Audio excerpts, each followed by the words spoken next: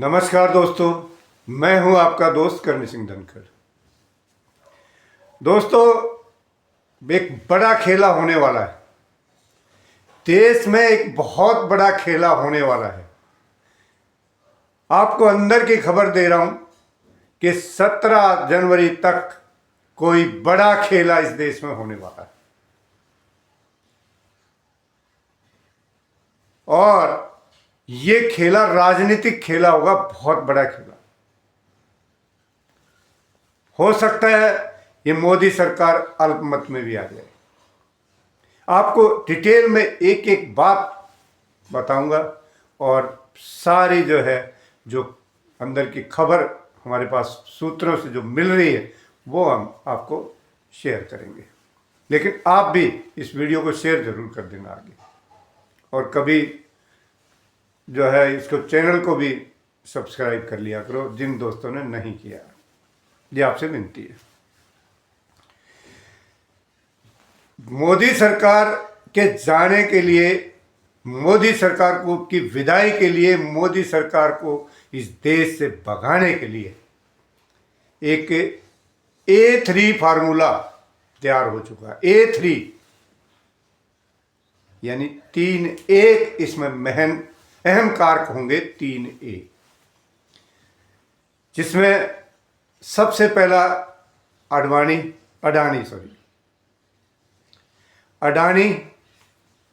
उसके बाद अमित शाह और भीमराव अंबेडकर जी।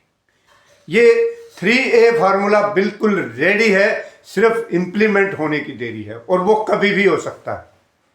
हो सकता है ये 17 जनवरी से पहले हो जाए। एक एक बात बताऊंगा, ये वीडियो के साथ बने रहना आखिर तक। सबसे पहले बात करते अडानी को। इनको उम्मीद थी कि अमेरिका में जो कुछ भी उसको वो दोषी ठहराया गया है तो उसको सजा नहीं होने देंगे, ट्रंप बचा लेगा। यहाँ पर मैं आपको बिल्कुल एक बात स्पष्ट कह देता हूँ, 10 तारीख को ट्रंप को भी सज़ा सुनाई जाने वाली है।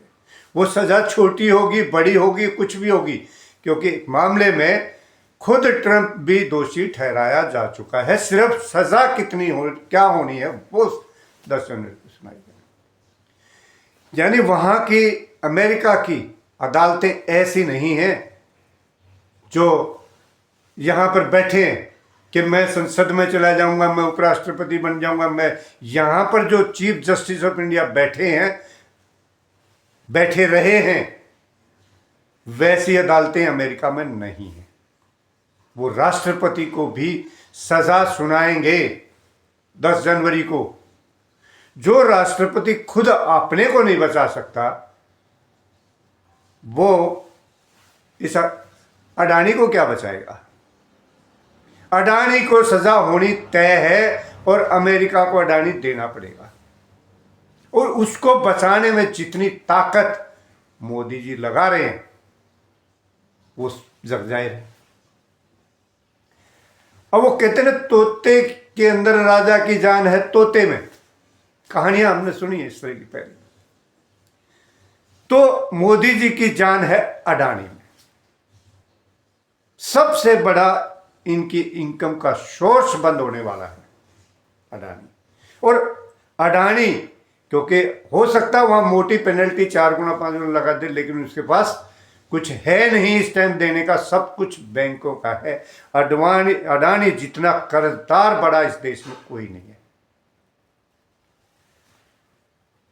तो इनकम के सोर्स बंद होने वाले हैं मोदी सरकार के।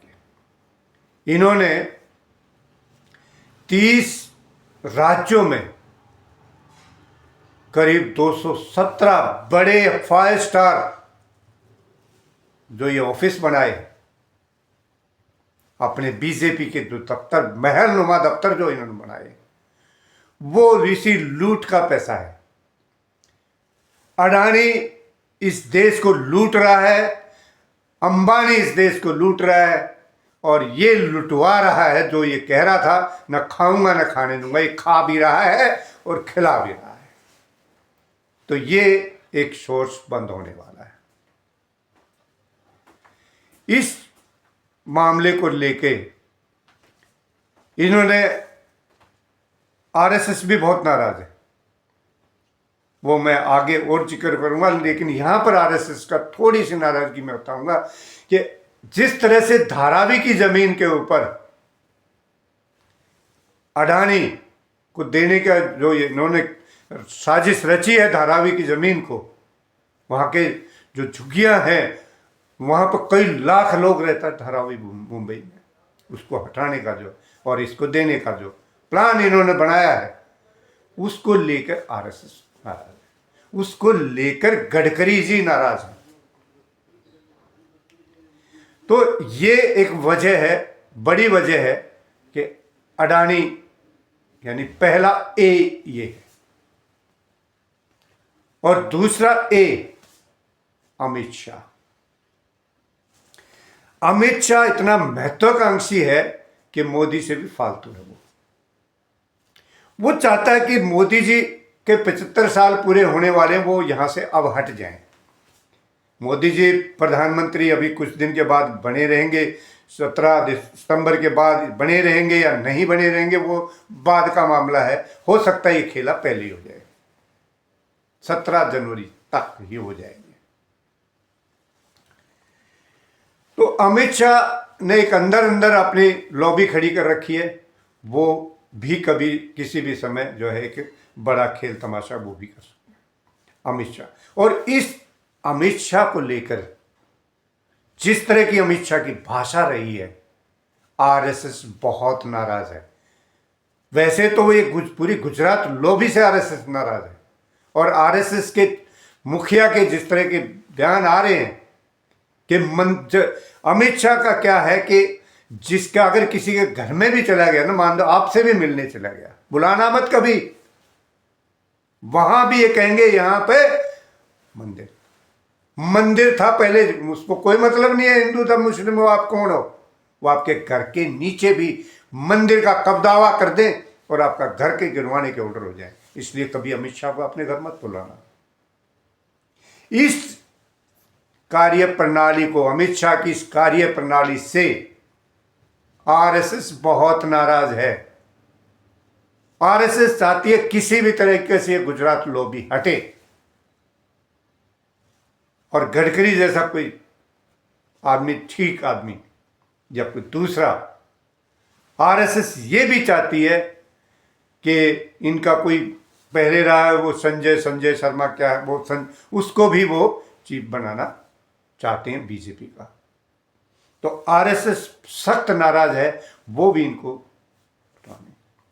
ये तो मैं आपको वजह बता रहा हूं कि वजह ये है, लेकिन असल वजह जो इसको हटाएगी, इनको जो बड़ा खेला होने वाला है, वो मैं आपको अब तीसरे नंबर पे मैं आपको ये बता।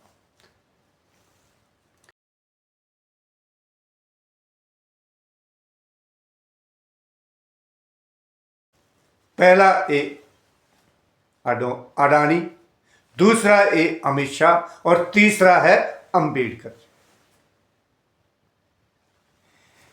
जिस तरह से लोकसभा चुनाव लड़ा गया, कांग्रेस की पूरी ये चाल है, पूरी अगर बचाएगी ना इसकी सरकार को, तो सिर्फ कांग्रेस बचाएगी।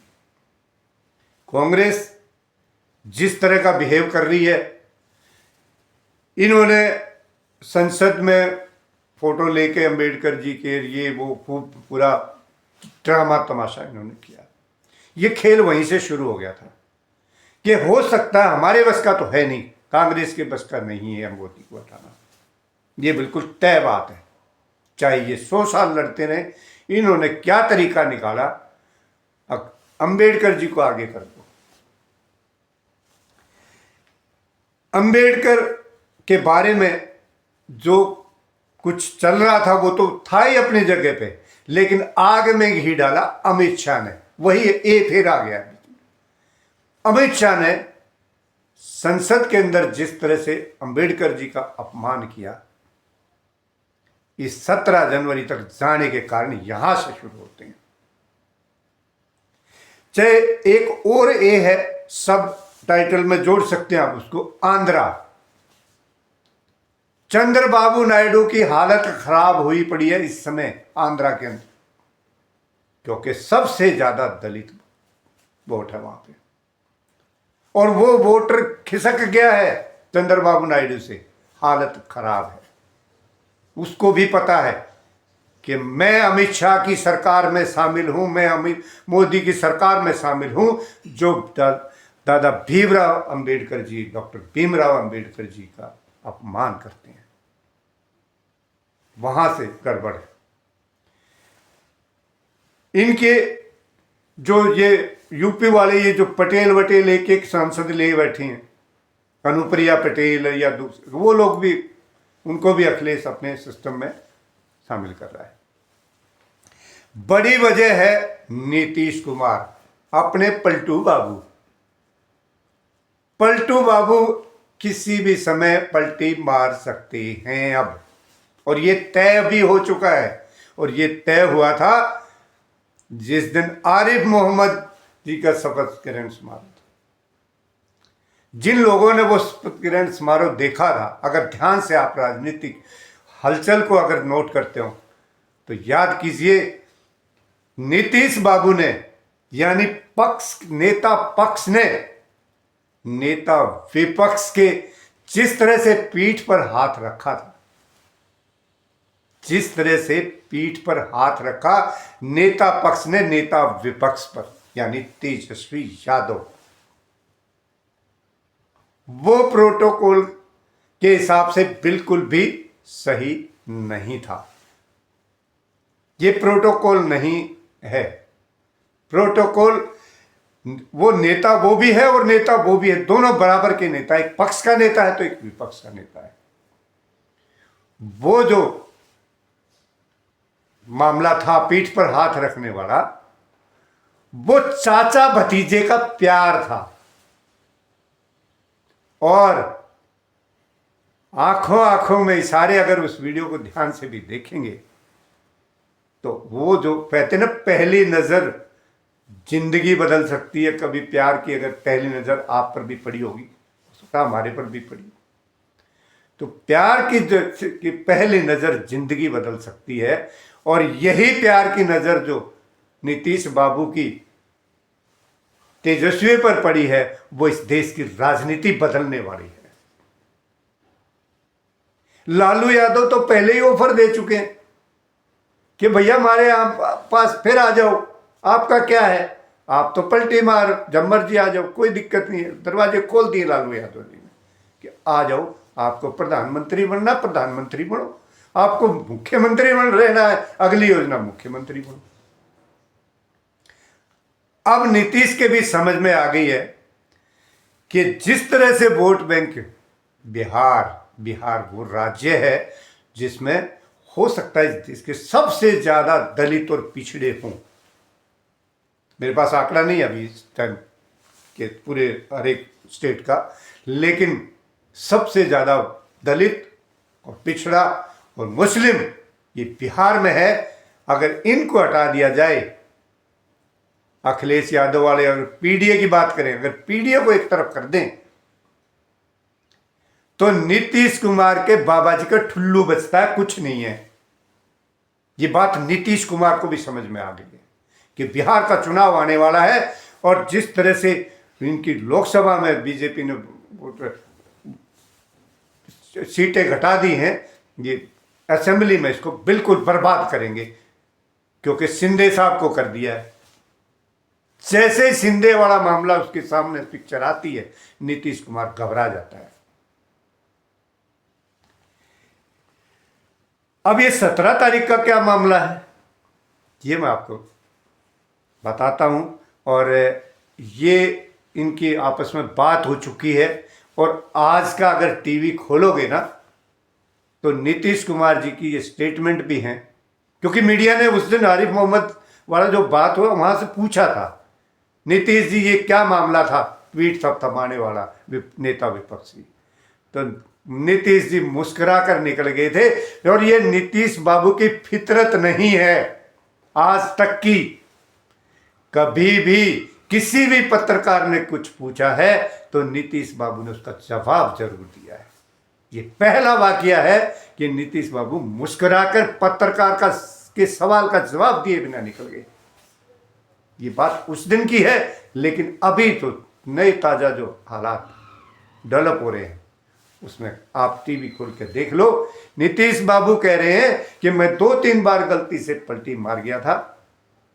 किस बात पे?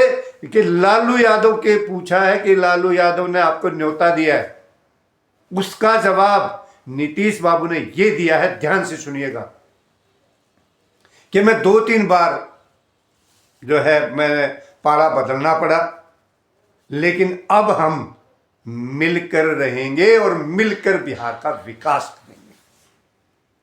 क्या वो मिलकर अमित शाह के साथ विकास करेंगे बिहार का? ये राजनीतिक लाइनें आपको समझना बहुत जरूरी है। रही बात 17 जनवरी वाली, तो 17 जनवरी को राहुल गांधी बिहार जा रहे हैं। लालू कभी नहीं चाहेगा कि राहुल गांधी की भी इन्वॉल्वमेंट हो इस 3A फार्मूले में, या कांग्रेस की भी कोई इन्वॉल्वमेंट हो।